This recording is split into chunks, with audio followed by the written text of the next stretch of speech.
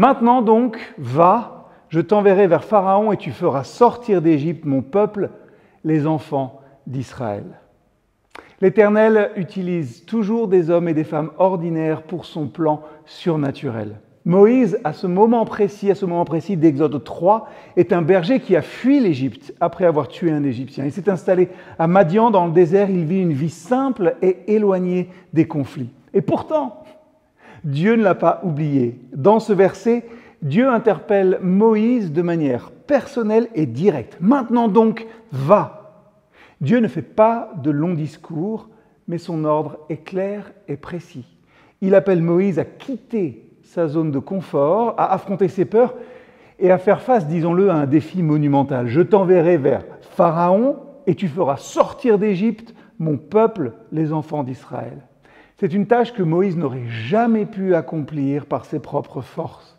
Pourtant, Dieu choisit Moïse, un homme ordinaire, avec un passé trouble, pour réaliser son dessein divin. Plusieurs leçons de ce passage. La première, Dieu ne nous appelle pas en fonction de notre perfection ou de nos qualifications, mais selon son dessein et sa volonté.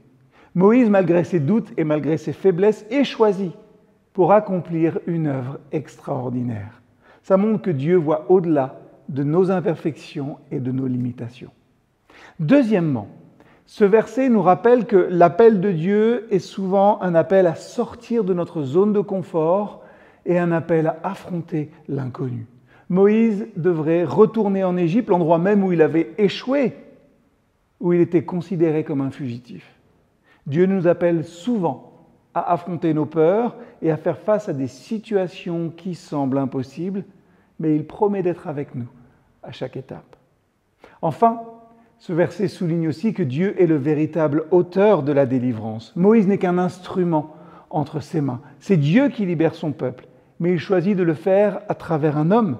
Cela nous rappelle que lorsque Dieu nous appelle pour accomplir une tâche, il ne nous laisse pas seuls. Il travaille à travers nous pour accomplir son œuvre. Que le Seigneur nous aide ainsi, chacun et chacune, à accepter notre appel, même lorsqu'on se sent insuffisant, qu'il nous utilise, malgré nos faiblesses, pour accomplir des œuvres puissantes.